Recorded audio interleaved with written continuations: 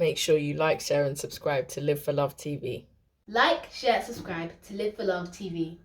Like, share, subscribe. Live for Love TV. Awesome! Yeah, welcome back to Live for Love TV. Today's the 11th day of the 9th month of the 22nd year inside the 21st century. Hope everyone's doing well out there. You see, I got my line of Judah on today because it's Ethiopian New Year. So to all Ethiopians, to all Russes and everybody who celebrates, Happy New Year to you. And on this day, I think we should talk about that old subject that we come back to every now and again because it never seems to go away. And that's racism. Racism in its truest form. Racism probably not as its genesis, but quite an early form of racism and what it is and how we are where we are. Now, there are three things that have recently happened over the last week that I think signify where we are in 2022 on the world stage when it comes to racism. The first one is the election of the new British Prime Minister. Now, they'll make it sound like it was a fair fight between Mr. Rishi Sunak and Liz Truss. They'll make it seem like, oh, well, the best person or the best man or the best woman who got the job. But we all know, and we're talking about we who are not racist, we all know he had no chance. We all know he was the best man for the job out of the two. But he couldn't get that job. His hue, or his color, as they say, was just a little bit too dark. He really had no chance. It was all cosmetic. And no matter what she did, short of, running away with the throne itself, she would have always got that job. And we know that's racism at its height. That's just the way it is. People will try and deny it because that's what racists do. They're never racist. You never hear a racist say they're not racist. And the funny thing about these racist people is they think they can justify themselves by saying how many friends they've got, what job they gave to a black person, or what they did for Nelson Mandela, back in 19. No, you don't get to justify that you're not a racist. That is racism at its height. You don't get to justify whether you're a racist or not. It's people like me and other people who are non-racist and non-white, if it's that sort of racism you're talking about, that get to say who is and who isn't. So you don't get to do that. We're not on that level anymore. We're way past that thinking. You don't get to say who's racist and who's not racist.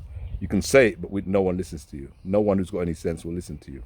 So that's the first case. The second case is this Meghan Markle, which I made a bit of a mistake on the last video by calling her, I think, McCann, but Meghan Markle debacle.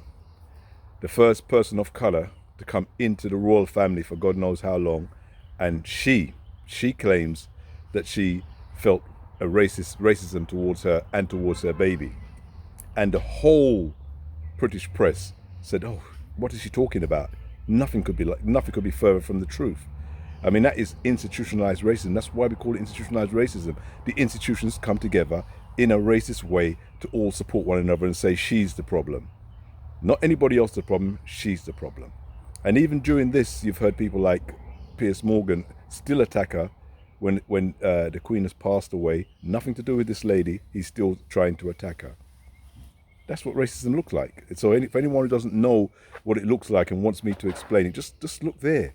That's what they come together and make the person look so bad. Now, the fact that the Queen's second son has brought the throne into more disrepute than we've heard of for 100 years doesn't come up, even at this point. It's still this lady who called out what she saw as racism in the royal family. She's the problem. That's what racism looks like. And now we have a footballer by the name of Mr. Trevor Sinclair, an ex-footballer who is also a coach and a pundit on TalkSport, made a statement, a tweet apparently, saying something similar to the fact that it's only in the 1960s that racism that was outlawed, by the royal family. And since then, this racism still continued. So black and brown people shouldn't really mourn. And what did TalkSport do? They suspend him, make a silly statement about he has the right to make, say what he has to say, but at this time he shouldn't be saying. This is ridiculous. This is ridiculous. This is racism. This is what happens with racist organizations. They come up with silly little conversations like he has the right to say. No, he doesn't have the right to say, as you wouldn't suspend him. And then to say it's the wrong time. What is the right time to speak the truth? You don't get the right to tell anybody when it's time to speak the truth. If it's the truth and if he's speaking the truth, argue whether it's true or not. Don't argue whether it's the right time for him to speak that. He said what he had to say. The Twitter with their racist behavior has taken it down, or whether he's taken it down, I don't know who took it down. But the whole thing is it's deleted, his account's deleted. I mean, this is what racism looks like. It's the power of racism. And for all those people who I know in the UK right now who like to point the finger at the US of A and say, oh, well, England is not as racist as America. Excuse me, what did you say? England is not as racist as America. Where did America get its racism from? There wasn't a single racist there before the British Empire landed over there. And for those of you who don't know this, and this is something you must understand, is that when you're building a house, you may have some sand and some cement, and you get water and you mix it up so you can get the bricks and put it together. That water is what holds the whole thing together. That's what makes you able to make that sand and cement and put the bricks there. Well, it's the same thing with the British Empire. You take racism out of the British Empire, the thing collapses. Absolute collapses. Even I don't think anybody who's of any true consciousness would understand would be able to deny this. Just look at history. That's what built the empire, and that's what helped to crumble the empire. When India got its independence in 1947 with Mahatma Gandhi, he said that first India, then the rest of the world will go. And so said, so done. Everybody started getting away. All the non-white countries started to get away from the British Empire. The British Empire was crumbling. And to this day, all the institutions that came out under the British Empire, to this day, most of them are still as racist as they ever was. They don't have the power, they don't have the reach, but they still have the racist behavior. Whether it was the old newspapers, the Daily Mirror, the Sun, the Express, the Daily, they're all the same. They're all just little different names, but they all have the same MO. They're all the same. They can't, it's something you see, when you have your heyday, and your heyday is backed, when you have your heyday, yeah, and your heyday is backed by something, is what makes you strong, you can't get rid of it, because you don't know how to be strong without it. And this is what racism did for the British Empire. So nobody's against anybody passing away or laughing at somebody passing away. But when Mr. Trevor Sinclair said that black or brown people shouldn't really mourn, who is anybody to tell somebody that they should mourn about something? So you want to tell somebody else that they should mourn for your mother or your sister or your brother or your cousin or your uncle because you're mourning for them. I mean, if that isn't insanity in itself, you should want only the people that care about that person to mourn.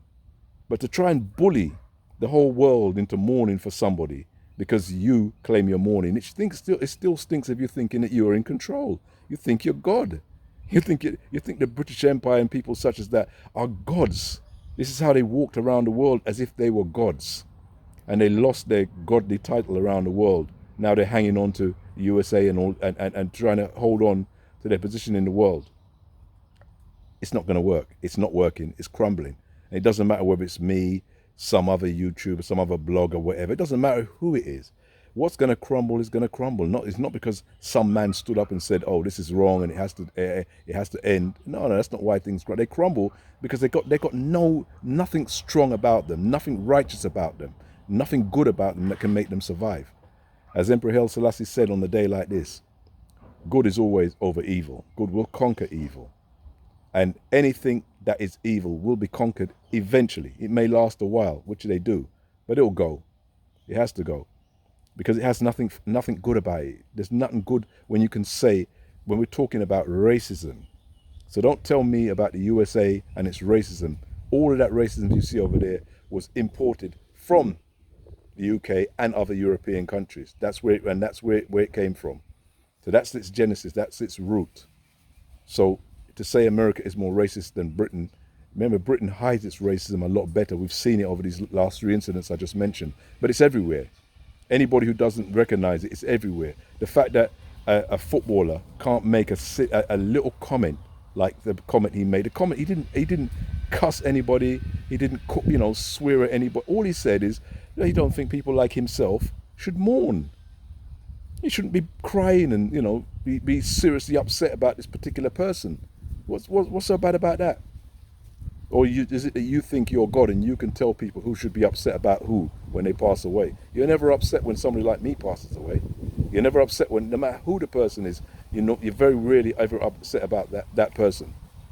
You have different people that you care about, and many people like me have different people that we care about. So it just why I'm quite buoyant this morning is because it just shows they can't help showing their racism every time they open their mouth.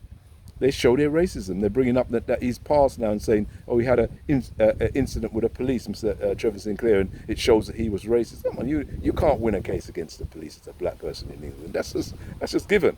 That's part of the institution. They themselves have written down that they had an institutional racism there. And right up to this last lady that was relieved by the Mayor of London, who was the head of the police. Racism is alive and kicking in Britain as it ever will be. And the sad thing is that until the people of England and Britain in general learn how to be strong without having that racism or put the boot in against everybody that doesn't look like them, they're never gonna rise again. They're not going to rise again because you're dealing with different generations, different people, not my parents' generation, that parents' generation, who will be mourning on such a time like this because they really don't know who they are. They haven't got a clue. They haven't got a clue who they are. They left one part of the world to go to the mother country, and the mother is completely different to the way they look. It's a very strange thing to call this your mother country when you're taken by these people from Africa. If Africa's not your mother country, how does that become? And this is people who grew up, their children, they don't know who they are. They're unaware. I don't care who they are. I don't pull punches on when it comes to racism. I don't care. I don't have no family, and I don't have no friends when it comes to racism. If you're going to side with the racists, you side with them. You and them do your thing, have your meals and have your banquets. I don't have no friends or family when it comes to racism. If that's what you believe, that these people are your mother country and your mother this and your mother that, then good luck to you. We're out of it. We don't join that side of thing. We call it out as we see it. So as I said to those earlier on in the thing, if you're Ethiopian, New Year, Happy New Year to you. Have a good day, have a good week, and have a good life. God bless. People,